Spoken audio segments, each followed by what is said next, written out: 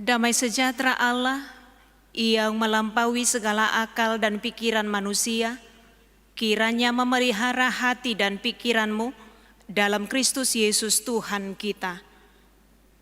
Amin. Jemaat yang terkasih dalam nama Tuhan kita Yesus Kristus, kebenaran firman Tuhan yang menjadi renungan di ibadah malam akhir tahun di tengah-tengah gereja kita pada saat ini, tertulis dalam surat 1 Petrus pasal yang pertama, dimulai dari ayat yang ke-22 sampai ayat yang ke-25. Demikian firman Tuhan. Karena kamu telah menyucikan dirimu oleh ketaatan kepada kebenaran, sehingga kamu dapat mengamalkan kasih persaudaraan yang tulus ikhlas, hendaklah kamu bersungguh-sungguh saling mengasihi dengan segenap hatimu. Karena kamu telah dilahirkan kembali bukan dari benih yang fana, tetapi dari benih yang tidak fana oleh firman Allah yang hidup dan yang kekal. Sebab semua yang hidup adalah seperti rumput, dan segala kemuliaannya seperti bunga rumput. Rumput menjadi kering dan bunga gugur, tetapi firman Tuhan tetap untuk selama-lamanya. Inilah firman yang disampaikan Injil kepada kamu. Demikian pembacaan firman Tuhan. Jemaat yang terkasih dalam nama Tuhan kita Yesus Kristus, Christopher Columbus dalam sejarah dunia dikenal sebagai penemu benua Amerika. Sekalipun sebenarnya dia bukanlah orang yang pertama tiba di benua itu. Karena sekarang telah diakui secara meluas bahwa orang-orang Viking dari Eropa Utara pernah berkunjung ke Amerika Utara pada abad yang ke-11. Namun Christopher Columbus dalam upaya mencari jalan dari Eropa ke timur tidak sengaja menemukan benua Amerika yang membuatnya akhirnya lebih berpengaruh di dalam sejarah, lebih daripada apa yang pernah diperkirakannya sendiri. Yang menarik bahwa setelah ia tiba di benua Amerika pada tanggal 12 Oktober 1492, kemudian dia menuliskan di sana kata San Salvador di sebuah kain putih. Kemudian kain putih itu diikatkannya di sebuah kayu, kemudian ditancapkannya di tanah. Kata San Salvador.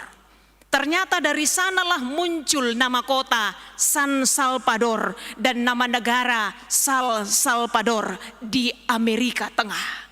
San Salvador sendiri berarti Tuhanlah penyelamat yang kudus, Sibalua Nabadia. Jemaat yang terkasih, mengapa Christopher Columbus menancapkan bendera San Salvador ketika dia tiba di benua Amerika? Karena memang ia mengingat secara jelas perjalanannya secara berbulan-bulan melewati lautan Atlantik yang luas dan penuh tantangan. Namun akhirnya ia juga sampai di benua itu. Itu sebabnya yang pertama sekali dilakukannya setelah tiba di tempat itu menancapkan kata San Salvador dengan keyakinan karena Tuhanlah yang telah menuntunnya, karena Tuhanlah yang telah menyelamatkannya, dan karena Tuhanlah yang menghantarkannya, akhirnya dia bisa tiba di tempat itu. Kalau Christopher Columbus mengakui dan menyaksikan Tuhanlah penyelamat yang kudus, yang telah menyelamatkannya melewati perjalanan panjang penuh tantangan itu. Bukankah kesaksian itu juga yang seharusnya menjadi kesaksian kita bersama dalam persekutuan kita di ibadah akhir tahun ini? Bahwa dalam hitungan jam kita akan meninggalkan tahun 2020 ini, tahun yang penuh kenangan, tahun yang penuh berbagai suka dan duka yang kita lewati bersama. tanpa terasa bahwa kita sudah menjalani 12 bulan, 52 minggu, 365 hari, hampir 8.760 jam selama 1 tahun di tahun 2020 ini.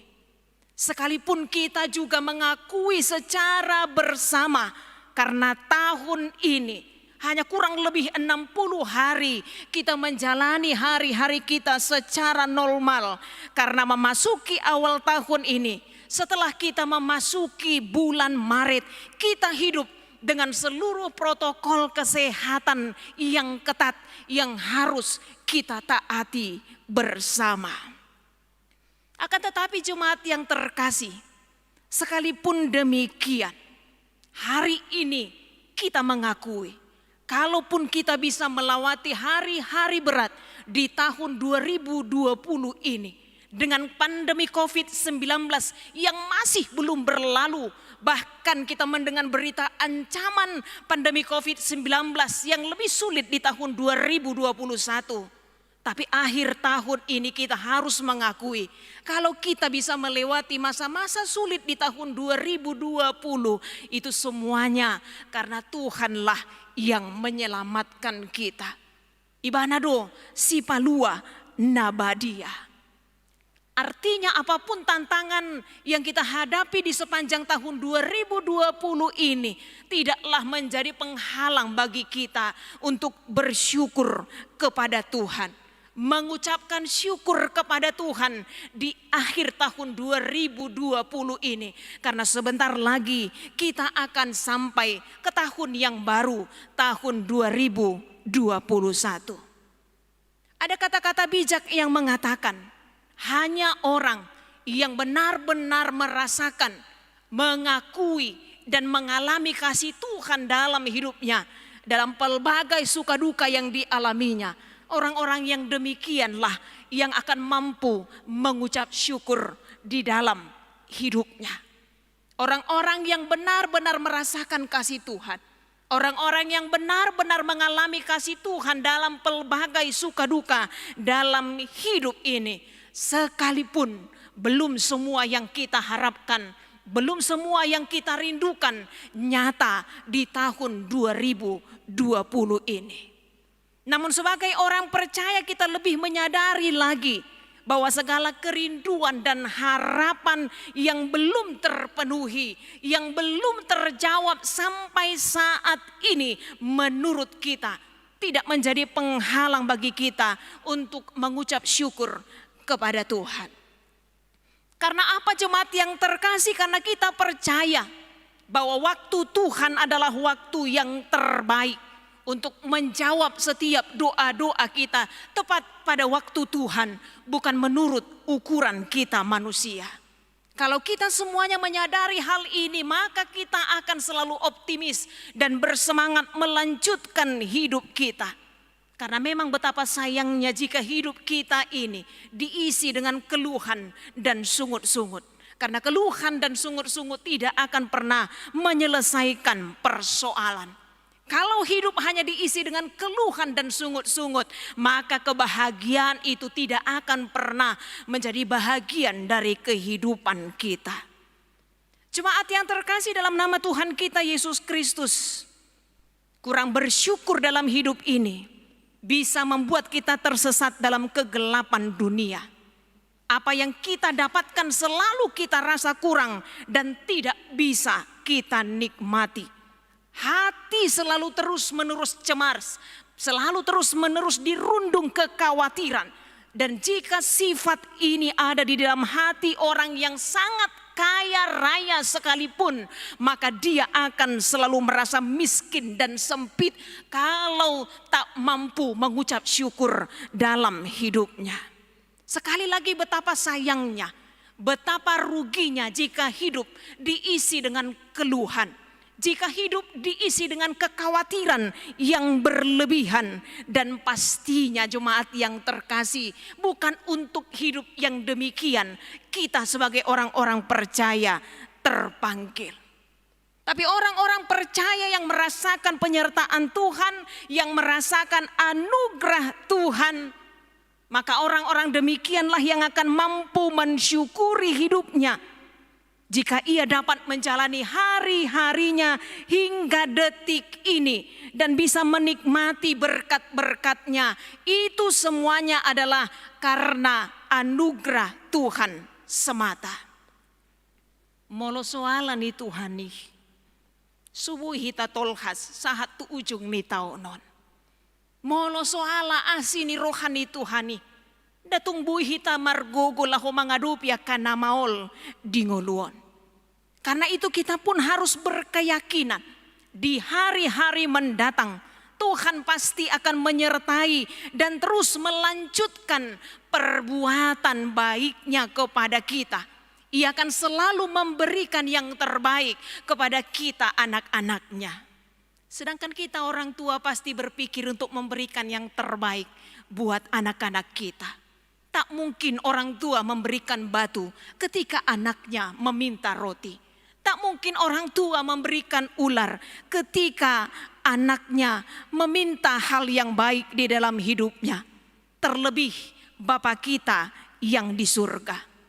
Bahkan Alkitab sendiri mengingatkan kita bahwa berkat yang diberikan oleh Tuhan itu akan selalu baru setiap hari. Berkat Tuhan selalu baru setiap hari. Sebagaimana yang disaksikan dalam kitab Ratapan pasal 3 ayat 22 sampai ayat 23. Tak berkesudahan kasih setia Tuhan. Tak habis-habisnya rahmat-Nya, selalu baru tiap pagi, besar kesetiaanmu. Ada pengharapan di balik kesulitan. Ada pengharapan di balik tantangan. Ada semangat di balik banyak tantangan yang kita hadapi. Tapi sebagai orang percaya kita memegang janji Tuhan bahwa tak pernah berkesudahan. Kasih setia Tuhan, rahmat-Nya selalu baru. Pagi-pagi Dia selalu memberikan yang terbaik sampai pada malam hari kita mengakhiri hidup kita ini. Jemaat yang terkasih, bahkan Paulus pun dalam suratnya berkata bahwa Allah sendiri tidak menyayangkan anaknya sendiri. Bahkan Ia menyerahkan anaknya demi kita. Mengaruniakan anaknya demi keselamatan kita. Kasih Allah kepada manusia yang sudah diwujudkannya dengan menyerahkan anaknya yang tunggal bagi kita. Karena itu kalau kita baca dalam ayat 18 dalam 1 Petrus ini, sebagai orang percaya kita diingatkan bahwa kita ditebus bukan dengan barang yang fana. Kita ditebus bukan dengan emas dan perak, tapi kita ditebus dengan darah yang mahal. Dan inilah bukti kasih Allah. Allah yang telah menguduskan kita sebagaimana yang diberitakan melalui nats kita pada malam hari ini. Allah yang telah menguduskan kita melalui pengorbanan Yesus di kayu salib. Oleh darah Kristus kita telah disucikan. Sekalipun dosamu merah seperti kirmizi, akan tetapi akan menjadi putih seperti salju. Sekalipun merah seperti kain kesumba, akan menjadi putih seperti bulu domba. Hanya Tuhan yang sanggup menyucikannya. Hanya Tuhan yang sanggup membersihkan kita. Jika manusia lama kita yang terikat kepada dosa gagal menuruti perintah Allah, maka manusia baru di dalam Kristus menjadi penurut perintah Allah yang taat pada kebenaran. Ketaatan dalam kebenaran yang mengingatkan kita untuk senantiasa sebagaimana panggilan melalui nats kita pada malam hari ini. Bagaimana kita mengamalkan kasih persaudaraan dengan tulus ikhlas. Karena kita semua tanpa terkecuali bersaudara di dalam Kristus. Jemaat yang terkasih, firman Tuhan di akhir tahun ini mengingatkan kita untuk mengamalkan kasih persaudaraan dengan tulus ikhlas. Bersungguh-sungguh saling mengasihi dengan segenap hati. Saya pikir ini semua merupakan tantangan terbesar yang kita akui tidak mudah untuk kita lakukan menurut kedagingan kita. Tapi yang pastinya bukan hal yang mustahil untuk kita lakukan. Jika kita menyadari bahwa Tuhan sudah memberikan teladan yang luar biasa kepada setiap kita dalam hal saling mengasihi. Karena Allah mengasihi kita dalam kasih-Nya tanpa syarat. Bukan karena kelebihan kita, bukan karena kemampuan kita, tapi justru di dalam kekurangan dan keberdosaan kita, Allah mengasihi kita. Kasih yang merupakan tindakan yang berdasarkan kehendak Allah. Allah berkata bahwa kita harus saling mengasihi. Sama seperti Dia telah mengasihi kita. Mengasihi tanpa memikirkan apakah dia layak saya kasihi. Mengasihi tanpa memikirkan dia sepertinya tidak mengasihi saya. Tapi mengasihi karena perintah Allah. Aku mengasihimu karena Allah telah terlebih dahulu mengasihiku. Betapapun sakitnya kita harus secara aktif, konsisten dan sungguh-sungguh mengasihi sesama kita, tanda hidup baru. Sebagaimana kebenaran firman Tuhan di akhir tahun 2020 ini. Di tengah berbagai ancaman yang kita hadapi, di tengah-tengah kehidupan kita yang bisa merenggangkan tali persaudaraan kita, yang membuat orang lain mungkin semakin hidup egois karena kesulitan demi kesulitan yang dihadapi. Di akhir tahun ini firman Tuhan mengingatkan bagaimana kita mengamalkan kasih persaudaraan dengan hidup saling mengasihi dengan sungguh. Menganggap sesama kita adalah bagian yang tidak terpisahkan dari diri kita. Mengasihi sesama perintah yang begitu penting harus dilakukan. Yang pasti ketika kesempatan itu masih diberikan kepada kita. Selama masih ada kesempatan. Selama Tuhan masih memberikan waktu. Karena waktu adalah pemberian Tuhan. Waktu bukan milik kita, tapi waktu adalah pemberian Tuhan. Tergantung sepenuhnya kepada Sang Pemberi. Berapa lamakah waktu dan kesempatan itu bisa kita nikmati. Karena firman Tuhan juga hari ini mengingatkan kita semua yang hidup itu adalah seperti rumput dan segala kemuliaannya. Segala apa yang ada padanya, segala apa yang dimilikinya, kemampuannya, talentanya, kekayaannya, jabatannya, kemuliaannya itu adalah semua seperti bunga rumput. Artinya kesempatan kita sangat terbatas. Segala sesuatu akan berlalu. Hanya firman Tuhan yang tetap untuk selama-lamanya. Ada seorang ibu ketika bayinya masih di dalam kandungan. Suaminya telah pergi meninggalkan dia. Hari-hari berat dilaluinya. Kemudian pada akhirnya dia tiba pada satu pengakuan. Kalau bukan karena firman Tuhan, Inang, saya tidak akan mampu menjalani kehidupanku dan membesarkan anak-anakku. Tapi karena firman Tuhanlah yang menguatkanku. Kemampuan manusia terbatas. Pertolongan manusia terbatas. Bahkan hidup manusia pun terbatas. Tapi Tuhan melalui firman-Nya tidak terbatas menguatkan kita, menolong kita, dan mengingatkan kita dalam keterbatasan kehidupan kita.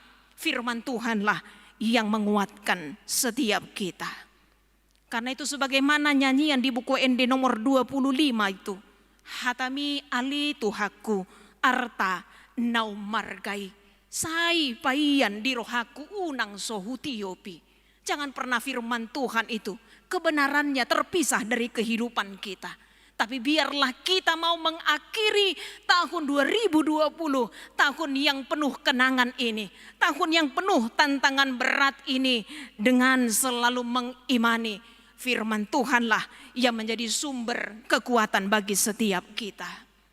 Karena itu Amang Inang, anak-anak kami jemaat yang terkasih dalam nama Tuhan kita Yesus Kristus, tinggal hitungan jam. Kita tinggalkan sekali lagi tahun yang penuh kenangan ini. Namun kita berharap semoga Tuhan masih memberikan kita kesempatan. Tahun yang baru, tahun yang penuh harapan. Tahun yang baru, tahun yang penuh dengan semangat yang baru. Karena itu mari sama-sama mengakhiri tahun 2020 ini dengan penuh sukacita dan menyambut tahun 2021 dengan terus semakin bersukacita. Tuhan menolong kita. Amin, kita berdoa.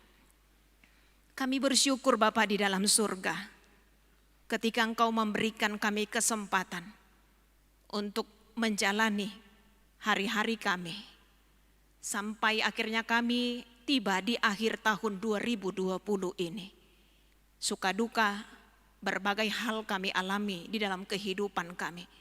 Secara pribadi di tengah-tengah keluarga, di tengah-tengah gereja, masyarakat, bangsa, negara, bahkan di tengah-tengah dunia ini. Pergumulan kami bersama karena pandemi COVID-19 yang masih mewabah. Pergumulan di tengah-tengah masyarakat, bangsa, negara, gereja, bahkan keluarga kami. Tapi semuanya itu bukan menjadi penghalang bagi kami Tuhan untuk bersyukur kepada Tuhan. Karena kami menyadari bahwa Tuhanlah yang sudah menghantarkan kami. Tuhanlah yang sudah menyelamatkan kami. Bahkan jika Tuhan berkenan, Tuhan akan menghantarkan kami tiba kepada tahun 2021. Tahun yang baru, tahun yang penuh harapan. Karena itu kami mohon belas kasih Tuhan kepada kami. Biarlah Tuhan mengingatkan kami untuk selalu bersyukur dalam kehidupan kami. Orang-orang percaya yang tidak mudah mengeluh dan bersungut-sungut. Tolonglah kami Tuhan untuk melanjutkan hidup kami bersama Tuhan. Tolonglah kami dengan kekuatan firman-Mu yang menambah iman percaya kami. Untuk tetap bersukacita melanjutkan hidup kami bersama Tuhan. Berkati Tuhan seluruh jemaat-Mu, dari anak-anak hingga orang dewasa, dengan berbagai pergumulan mereka. Tuhanlah yang menolong, Tuhanlah yang memampukan mereka, Tuhanlah yang memberikan kesehatan, yang mencukupkan apa yang menjadi kebutuhan mereka, agar seluruh anggota jemaat-Mu menjadi jemaat yang tetap bersyukur kepada Tuhan. Terima kasih Bapa, hanya dalam kasih Kristus Yesus kami sudah berdoa dan mengucap syukur. Amin.